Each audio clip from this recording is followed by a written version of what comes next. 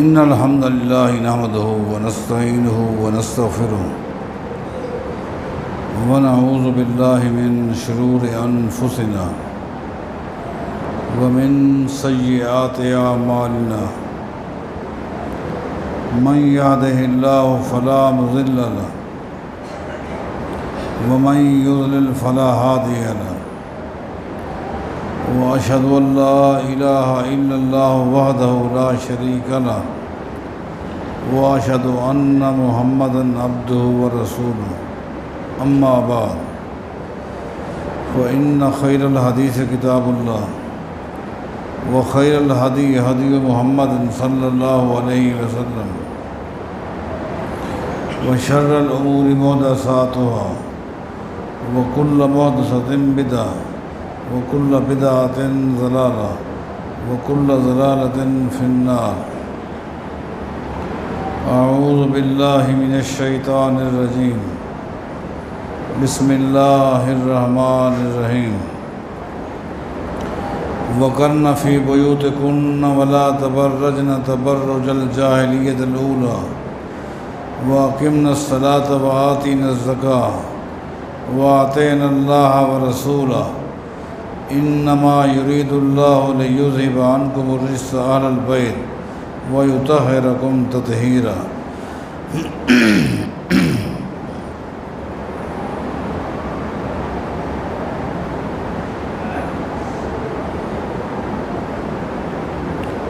اہل بیت میں سب سے بزرگ سیدنا عباس رضی اللہ تعالیٰ عنہ کی سیرت کو بیان کیا جاتا ہے۔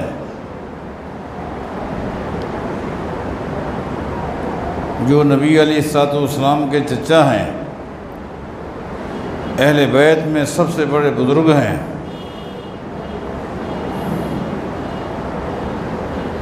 اور جن کی محبت میں بہت زیادہ غلظ سے کام لیا جاتا ہے، جبکہ اہل سنت والجماعت اہل الحدیث کا عقیدہ جو ہے منہج اعتدال ہے، جس میں نہ غلو ہے نہ تنقیص ہے۔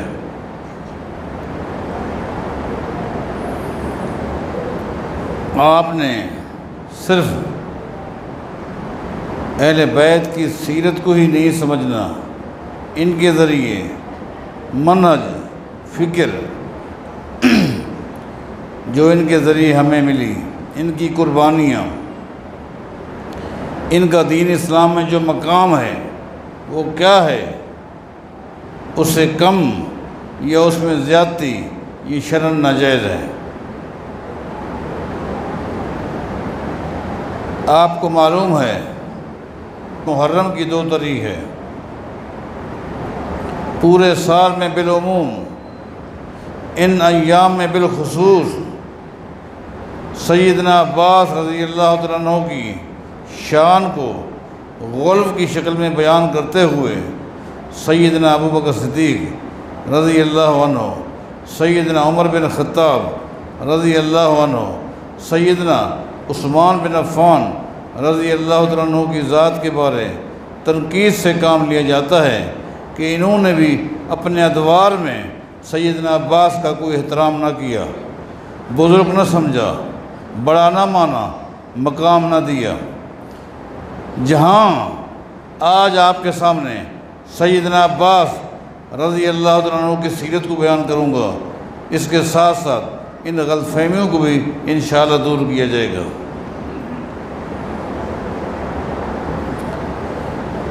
سیدنا عباس رضی اللہ عنہ کفار کی صفوں میں شریک ہو کر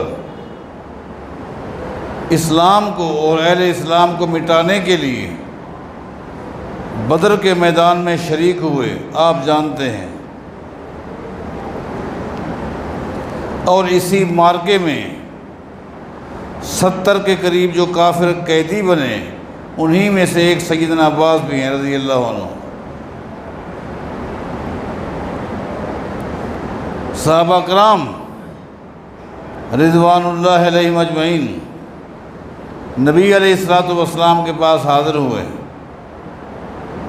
کہ ہماری دلی خواہش ہے کہ ہم بغیر فدیہ کے عباس کو آزاد کرنا چاہتے ہیں، ان سے ہم فدیہ لینے کی حق بھی نہیں ہیں۔ صحیح بخاری کی حدیث ہے جس کا معنی یہ ہے کہ نبی علیہ السلام نے فرمایا اللہ کی قسم یہ میرا چچا ضرور ہے، لیکن ان کے فدیے میں، ان کو آزاد کرنے میں جو فدیہ ہے اس میں 1 درہم بھی کم نہیں کیا جائے گا، پورا کا پورا لینا ہوگا۔ سیدنا عباس نے کہا رضی اللہ عنہ وجہ کیا ہے، میرے ساتھ اس قدر سختی کیوں ہے جبکہ میں دل کی گہرائی سے اسلام کا احترام کرتا ہوں۔ نبی علیہ الصلوۃ والسلام نے فرمایا یہ ساری تیری باتیں دل کی ہیں اور دل کا معاملہ اللہ کے علاوہ کوئی نہیں جانتا، کسی کے دل میں کیا ہے اللہ کے علاوہ کوئی نہیں جانتا، اس کا تعلق علم غیب سے ہے، اور علم غیب نہ کسی فرشتے کی صفت ہے نہ کسی نبی کی صفت ہے، یہ صفت ایک اللہ تعالیٰ کی ہے۔ اما ظاہروں کا فہو قد کان علینا، اے میرے چچا، اے عباس، آپ کا ظاہر اسلام کے خلاف ہے، کافروں کی صفوں میں شریک ہو کر اسلام کو مٹانے کے لیے، اسلام کو برباد کرنے کے لیے آپ میدان میں اترے۔ آپ کا یہ کہنا کہ میرے دل میں اسلام کا احترام ہے، یہ معاملہ آپ کا ہے یا رب کا ہے، آپ کا ظاہر اسلام کے خلاف ہے۔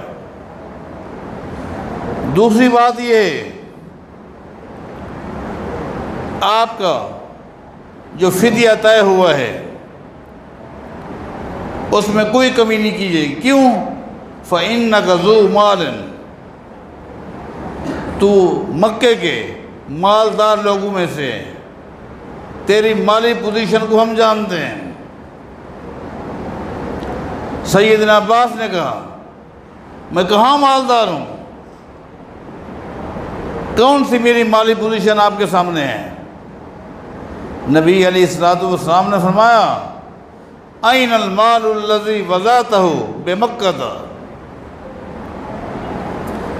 جب آپ جنگ بدر کے لیے اپنے گھر سے روانہ ہوئے، آنے سے پہلے آپ اپنی بیوی کو اپنے بند کمرے میں لے گئے، وَلَيْسَ مَعَكُمَا أَحَدٌ غَيْرُكُمَا،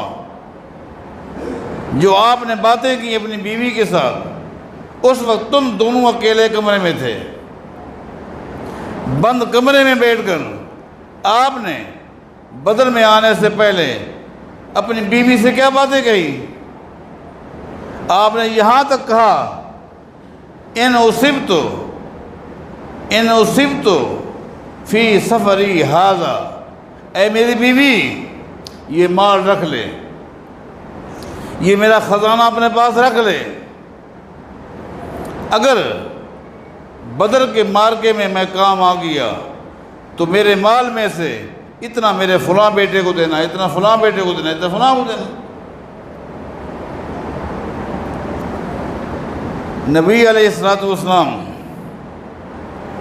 یہ گفتگو فرما رہے تھے کہ اللہ تعالیٰ نے سورہ انفال کی آیات نازل کر دی، یا ایھا النبی قل لمن کان فی ایدیکم، ایسے لمن کان فی ایدیکم، اے میرے پیغمبر صلی اللہ علیہ وسلم آپ ان قیدیوں سے کہہ دیں، خاص طور پر اشارہ تھا سیدنا عباس کی طرف رضی اللہ عنہ، اگر آپ کے دلوں میں دین کے حوالے سے کوئی نرم پہلو ہوگا، اگر اللہ کو آپ کے دلوں کا جو علم ہے اس میں بھلائی ہوگی تو پھر سن لیجئے، جو فدیے میں مال آپ دے رہے ہیں، یؤتکم خیرا مما اوتیکم، یؤتکم خیرا، تو پھر اللہ تمہیں اس کے بدلے اس سے بڑھ کے دے گا، وَيَغْفِرْ لَكُمْ، اور اللہ تمہیں معاف بھی کر دے گا، واللہ غفور رحیم، وہ بخشنے والا مہربان ہے۔ نبی علیہ السلام نے یہ آیات پڑھ کے سنا دی، ایک دم سیدنا عباس نے کہا رضی اللہ عنہ، والذی بعثک بالحق، جس ذات نے آپ کو حق کے ساتھ بھیجا ہے۔ صحابہ کہتے آج پہلی مرتبہ ہم نے عباس کی زبان سے جملہ سنا تھا کہ والذی بعثک بالحق، مجھے اس ذات کی قسم ہے جس نے آپ کو حق کے ساتھ بھیجا ہے۔ ہمیں یقین ہو گیا عباس مسلمان ہو چکا ہے۔ والذی بعثک بالحق، مجھے اس ذات کی قسم ہے جس نے آپ کو حق کے ساتھ بھیجا ہے، آپ کو اطلاع دینے والی ذات سچی ہے۔ واقعی یہ باتیں بند کمرے میں اپنی بیوی کے ساتھ کر کے آیا ہوں جو رب نے آپ کو بتا دی ہے۔ آپ کو اطلاع دینے والی ذات سچی، آپ سچے، آپ کی فکر سچی۔ فَأَمَّا أَنَا، جہاں تک میرا معاملہ ہے، فَأَنَا أَشْهَدُ أَن لَّا إِلَٰهَ أَشْهَدُ أَن لَّا إِلَٰهَ إِلَّا اللَّهُ وَأَنَّ مُحَمَّدًا عَبْدُهُ وَرَسُولُهُ، کلمہ پڑھ کے مسلمان ہو گئے۔ صحابہ نے کہا اب تو ہم فدیہ نہیں لیں گے۔ نبی علیہ السلام نے فرمایا نہیں، جو میرے چچا پر فدیہ ہے وہ ان سے لینا ہوگا، تاکہ قیامت تک آنے والے لوگ یہ نہ کہیں فدیہ کے ڈر سے عباس مسلمان ہو گیا تھا۔ نبی علیہ السلام نے اپنے چچا سے فرمایا ابھی آپ اپنے خاندان کو، گھر والوں کو یہاں نہ بلائیں، آپ مکہ چلے جائیں، آپ کا فی الحال مکے میں رہنا مدینے میں آنے سے بہتر ہے۔ دو چیزوں کی انتظار کریں اے میرے چچا، دو چیزوں کی انتظار کریں۔ ایک تو انتظار کریں جب اللہ کا حکم آ جائے گا، آپ کو اطلاع مل جائے گی، آپ ہجرت کر کے مدینہ آ جائیں گے، فی الحال آپ مکہ میں رہیں۔ دوسری بات یہ، فدیہ میں جو کچھ بھی آپ دے رہے ہو، وقت کو یاد رکھو، ایک وقت آنے والا ہے۔ نبی علیہ السلام کا فرمان، اللہ کی وحی، وما ينطق عن الهوى ان هو الا وحی یوحی کی تفسیر بیان کرتے کرتے بوڑھا ہو گیا ہوں۔ فرمایا میرے چچا اس وقت کی انتظار کرو، ایک وقت آنے والا ہے، آپ کو اتنا دیا جائے گا، اتنا دیا جائے گا کہ آپ کی سوچ سے بھی باہر ہوگا، آپ خود پریشان ہوں گے اس مال کو میں کہاں لے کر جاؤں۔ سیدنا عباس چلے گئے، اللہ کا حکم آ گیا، نبی علیہ السلام نے پیغام بھیجا، چچا وہاں سے چل پڑو، جوفا مقام پر آ جاؤ، وہاں محمد آ جائے گا صلی اللہ علیہ وسلم۔ نبی علیہ السلام قافلے کی شکل میں اپنے چچا کو لینے کے لیے جوفا مقام پر گئے۔ جوفا مقام یہ مکہ اور مدینہ کے درمیان ہے، ایک طویل سفر طے کر کے نبی علیہ السلام گئے اور قافلے کی شکل میں اپنے چچا کو لے کر مدینہ آئے۔ آتے ہی نبی علیہ السلام نے ایک خطبہ ارشاد فرمایا صحابہ کے سامنے، لوگو آج تک تم نے سنا تھا کہ خالہ جو ہے وہ ماں کے کئے مقام ہے، الخالۃ علی منزلۃ الام، الخالۃ بمنزلۃ الام، خالہ ماں کے کئے مقام ہے۔ آج یہ بھی سن لیجئے، جس طرح خالہ ماں کے کئے مقام ہے، عم الرجل صنف ابیہ، اسی طرح چچا بھی باپ کے کئی مقام ہیں۔ ہوا امی، یہ میرے چچا ہیں، مجھے فخر ہے کہ عباس میرا چچا ہے۔ ہر ایک کو اپنا باپ پیارا ہوتا ہو۔ اگر میں کہوں کہ میں ابن عبد المطلب ہوں یہ بھی صحیح ہوگا، اگر میں کہوں میں ابن عبداللہ ہوں یہ بھی سچ ہوگا، میں کہوں ابن عباس ہوں تب بھی سچ ہوگا۔ سن لو، من سب عباسا فقد سبنی۔ لوگو، آج کے بعد اگر میں نے کسی کی زبان سے اپنے چچا عباس کے حوالے سے کوئی ایسا جملہ سنا جس میں توہین ہو، گستاخی ہو، بے ادبی ہو، تو وہ سن لے اس نے عباس کی توہین نہیں کی، اس نے توہین محمد کی ہے صلی اللہ علیہ وسلم۔ حد درجہ آپ اپنے چچا سے محبت کرتے ہیں، اپنے چچا کا احترام کرتے ہیں، لیکن آگے میں چلنا چاہتا ہوں جو میرا عنوان ہے، جو خاص طور پر میں نے آپ سے کہہ دی ہے کہ صحابہ کرام کے حوالے سے یہ کہنا کہ وہ سیدنا عباس کو اپنا بڑا نہیں سمجھتے تھے، ان کا احترام نہیں کرتے تھے، ان کی گستاخیاں کرتی تھی، اس غلط فہمی کو دور کرنا ہے۔ حدیث میں آتا ہے نبی علیہ السلام جب بھی صحابہ کرام کے ساتھ بیٹھتے تھے، یہ بیٹھک مسجد میں ہو، مسجد سے باہر ہو، پارک میں ہو، مکہ میں ہو، کہیں بھی آپ کے بیٹھنے کا انداز کیا ہوتا تھا؟ کان رسول اللہ صلی اللہ علیہ وسلم اذا جلس، جب کسی مجلس میں نبی علیہ السلام بیٹھتے تھے آپ کے بیٹھنے کا انداز یہ ہوتا تھا جلس ابو بکر عن یمینی، ابو بکر صدیق نبی علیہ السلام کے دائیں طرف بیٹھتے تھے۔ ابو بکر تم میرے دائیں طرف بیٹھو۔ کسی شخص کی سب سے بہترین بیٹھک کی شکل جو ہے اس کا مقدس آدمی وہ ہوتا ہے جو دائیں طرف بیٹھتا ہے۔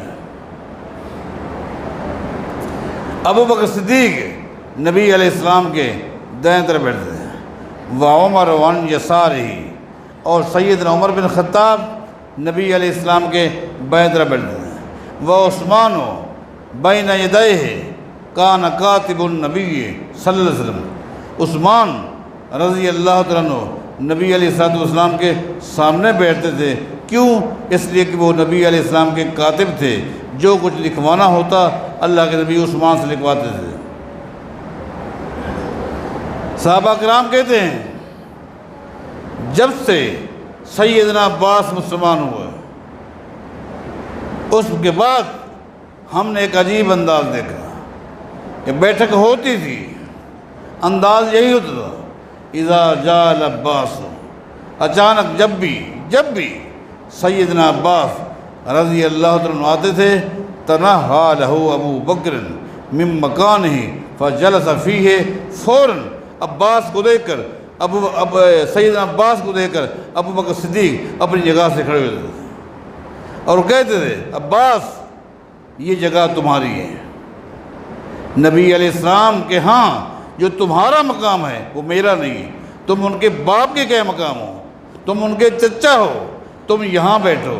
ابو بکر صدیق اٹھ کر عام آدمیوں کے ساتھ بیٹھ جاتے، اس سے بڑھ کے اور کیا احترام ہے؟ آپ سنتے آئیے ابو بکر صدیق کس طرح سیدنا عباس کا احترام کرتے ہیں، کتنی عزت کرتے ہیں، اپنی جگہ چھوڑ دیتے ہیں، اپنی جگہ خالی کرتے ہیں اور وہاں سیدنا عباس کو بٹھاتے ہیں اور کہتے ہیں یہ جگہ آپ کی ہے۔ آپ کی غیر موجودگی میں نبی علیہ السلام کے دائیں طرف ابو بکر بیٹھ سکتا ہے، عباس کی موجودگی میں ابو بکر محمد کے دائیں طرف نہیں بیٹھ سکتا صلی اللہ علیہ وسلم۔ یہ احترام نہیں ہے؟ جہاں تک معاملہ ہے سیدنا عمر بن خطاب کا، ہر ایک کے طویل حوالے دیے جا سکتے ہیں لیکن گھڑی بڑی تیز چلتی ہے، اس لیے دلائل اختصار کے ساتھ لا رہا ہوں۔ جہاں تک معاملہ سیدنا عمر بن خطاب کا ہے رضی اللہ عنہ، قربان جائے، حدیث میں آتا ہے، صحیح بخاری کی حدیث ہے، سیدنا عمر بن خطاب رضی اللہ عنہ کے دور خلافت میں ایک مرتبہ نہیں، 2 مرتبہ نہیں، 3 مرتبہ نہیں، 4 مرتبہ نہیں، 5 مرتبہ، اذا کوہتو فاستقو بالعباس، سیدنا عمر بن خطاب رضی اللہ عنہ کے دور خلافت میں جب بھی بارش کی کمی محسوس کی گئی، جب بھی، ایک مرتبہ نہیں، یہ کوئی ایک موقع نہیں، اذا کوہتو، جب بھی بارش کی کمی محسوس کی گئی، سیدنا عمر سے کہا گیا بارش کی شدید ضرورت ہے، فرمایا لوگوں کو جمع کرو میدان میں، اور سیدنا عباس کو وسیلہ بنا کر رب سے دعا کرتے ہیں۔ اس سے بڑھ کے اور کیا احترام ہو؟ سیدنا عباس کو وسیلہ بنا کر ان کے حوالے سے اللہ سے دعا کرتے ہیں۔ آپ نے غور نہیں کیا، دوبارہ غور کریں۔ سیدنا عمر رضی اللہ تعالیٰ عنہ جب لوگ جمع ہو جاتے ہیں، دعا مانگتے ہیں، دعا میں کیا کہتے ہیں؟ اللہم، اے اللہ، انا کننا نتوسل بنبینا صلی اللہ علیہ وسلم، اے اللہ جب تک ہمارے درمیان دنیاوی زندگی کے اعتبار سے کائنات کے امام محمد مصطفیٰ موجود تھے صلی اللہ علیہ وسلم، اس وقت تک ہم نبی علیہ السلام کے وسیلے سے بارش کی دعا کیا کرتے تھے۔ فسقینا، ہم بارش کی دعا کیا کرتے تھے، اے اللہ تو ہر موڑ پر جب بھی ہم نے اپنے پیغمبر کا واسطہ دے کر، ان کی موجودگی میں ان کا حوالہ دے کر دعا مانگی، اسی وقت تو نے ہمیں بارش دی۔ جب بھی بارش کی ضرورت پیش آئی، ہم نے نبی علیہ السلام درخواست کی، آپ نے دعا کی، اے اللہ تو نے بارش دی۔ وَإِنَّا نَتَوَسَّلُ إِلَيْكَ بِعَمِّ نَبِيِّنَا صلی اللہ علیہ وسلم، اے اللہ تیرا پیغمبر دنیاوی زندگی کی اعتبار سے آج ہمارے صفوں میں نہیں ہیں، وہ دنیا سے چلے گئے، آخرت کی اعلیٰ ترین زندگی وہ حاصل کر چکے، بلند مقام پا چکے، لیکن دنیا کے جھنجھال سے وہ چلے گئے۔ آج اے اللہ انا نتوسل الیک بعم نبیک بعم نبینا بعم نبیک، اے اللہ ہمارا نبی، آپ کا نبی، ہم اپنے نبی کے چچا کے وسیلہ سے دعا کر رہے ہیں، اے اللہ بارش دے دے۔ اب آپ اندازہ لگائیں کہ سیدنا عمر نے نبی علیہ السلام کے بعد امت میں اس عظیم ترین عمل کے لیے کس کو بزرگ سمجھا؟ حالانکہ عبد الرحمن بن عوف جیسے عظیم انسان موجود ہیں، عثمان بن عفان موجود ہیں، لیکن سیدنا عمر بن خطاب نے بطور وسیلہ کے کس بزرگ کا انتخاب کیا؟ آج بھی آپ کہتے ہیں سید عمر گستاخ تھے، انہیں مقام نہیں دیا، انہیں احترام نہیں کیا۔ ایک مرتبہ نہیں، ایسا نہیں ہے کہ چلو پہلی مرتبہ دعا کے لیے عباس کو آگے لایا گیا، دوسری مرتبہ عبد الرحمن بن عوف کو لیا گیا، پھر عثمان بن عفان کو لیا گیا، ابی بن کعب کو نہیں۔ اذا کوہتو، جب بھی سیدنا عمر بن خطاب کی زندگی میں دور خلافت میں جب بھی بارش کی کمی محسوس کی گئی، ہر موڑ پر سیدنا عمر نے فرمایا سیدنا عباس کے وسیلے سے ہم دعا مانگتے ہیں۔ اور جب بھی صحیح بخاری میں آتا ہے جس طرح نبی علیہ السلام کی زندگی میں پیغمبر کے وسیلے سے دعا مانگتے رہے، اور اللہ باعث دیتا رہا۔ سیدنا عمر بھی اپنے پورے دور خلافت میں جب بھی سیدنا عباس کو آگے لا کر ان کے وسیلے سے دعا کرتے رہے، رب اس وقت باعث دیتا رہا۔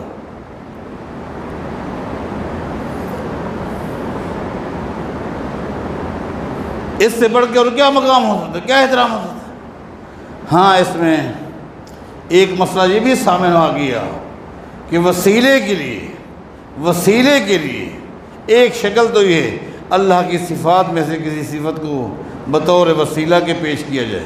اے اللہ تو غفور ہے، معاف فرما دے۔ اے اللہ تو رحیم ہے، ہم پہ رحم فرما۔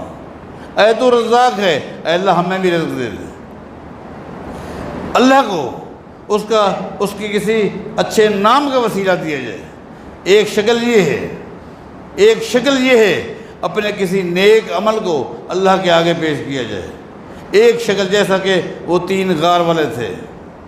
ایک شکل یہ ہے کہ کسی دنیاوی زندگی میں جو کوئی بزرگ ہو، نیک ہو، متقی ہو، پرہیزگار ہو، کسی علاقے میں چوٹی کا بزرگ ہو، اس کو بھی آگے لایا جائے، اس سے دعا کروائی جائے۔ یہ بھی ایک وسیلے کی شکل ہے۔ آج مدینے میں سیدنا عمر سب سے بڑا بزرگ، سب سے زیادہ نیک، متقی کس کو بنا رہے ہیں؟ سیدنا عباس رضی اللہ عنہ۔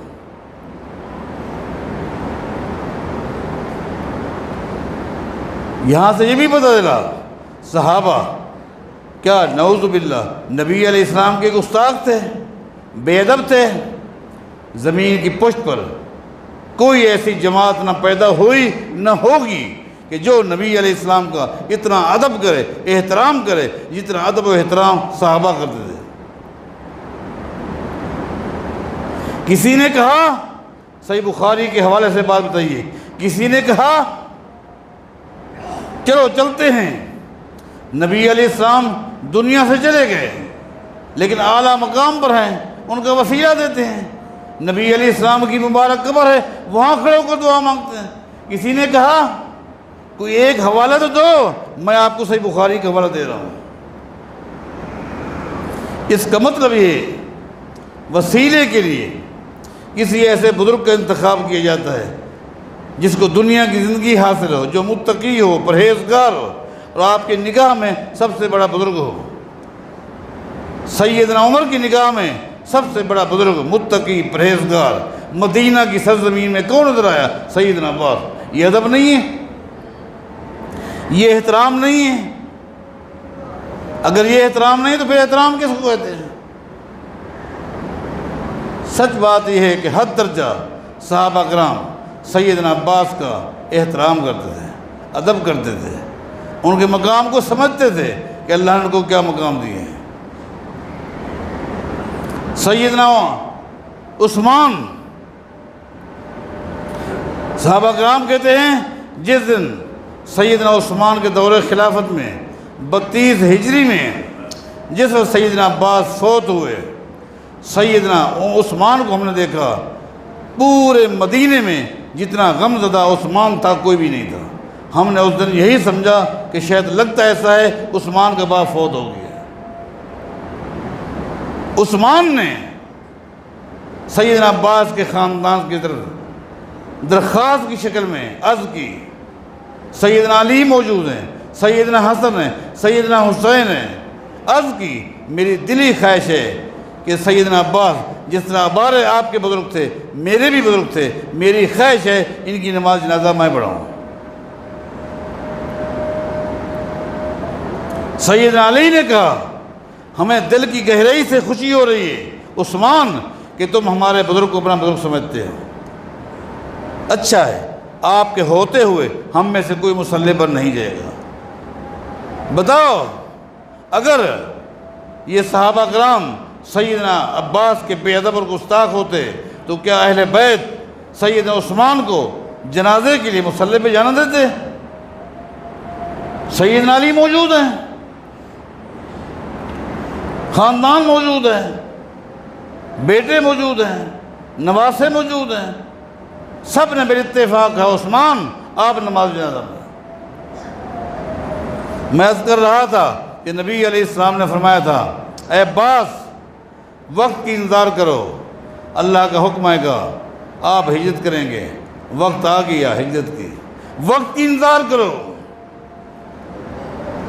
اے عباس وقت کی انتظار کرو، ایک وقت آئے گا، ایک وقت آئے گا، آپ کو اتنا دیا جائے گا، اتنا دیا جائے گا کہ آپ پریشان ہوں گے۔ ایسے ہوا۔ سیدنا عباس غزوہ تبوک میں بھی شریک ہوئے، ان کی خدمات ہیں، قربانیاں ہیں۔ غزوہ طیف میں شریک ہوئے، قربانیاں ہیں، خدمات ہیں۔ غزوہ حنین کے موقع پر سیدنا عباس کو اس قدر دیا گیا مال غنیمت میں سے۔ صحابہ کہتے ہیں سیدنا عباس کو ہم نے روتے ہوئے دیکھا، ہم نے کہا عباس رو رہے ہو، لگتا ہے کہ جتنا تمہارا حق بنتا تھا وہ حق تمہیں نہیں دیا گیا۔ سیدنا عباس نے کہا نہیں، یہ رونا اس لیے نہیں، رونا اس لیے جب مجھے اتنا مال ملا تو مجھے نبی علیہ السلام کی حدیث یاد آ گئی۔ آپ نے غزوہ بدر کے موقع پر جب میں قیدی تھا، اسلام لایا، نبی علیہ السلام نے فرمایا تھا عثمان عباس ایک وقت آئے گا، اتنا دیا جائے گا، اتنا دیا تمہاری سوچ سے باہر۔ آج اس قدر مجھے دیا گیا، 20 غلام مجھے مل گئے، ہر غلام کے پاس سونے کے ڈھیر ہیں، اکیلا غلام نہیں آیا، میری سوچ سے باہر ہے۔ جب میں نے مال کو دیکھا مجھے اللہ کے نبی کی وہ حدیث یاد آ گئی۔ یہ دلیل ہے کہ وما ینطق عن الہوی ان هو الا وحی۔ لہٰذا یہ بزرگ تھے، اہل بیت میں ان کا ایک مقام تھا، صحابہ میں ان کا ایک مقام تھا، حیثیت تھی، اور صحابہ حد درجہ احترام کرتے تھے۔ جو یہ کہتے ہیں ان کو غلط فہمی لگی ہے، وہ تحمل مزاجی سے کاش قرآن و حدیث کا مطالعہ کرتے، اس طرح کے نازیب الفاظ استعمال نہ کرتے۔ اللہ سب کو ہدایت دے۔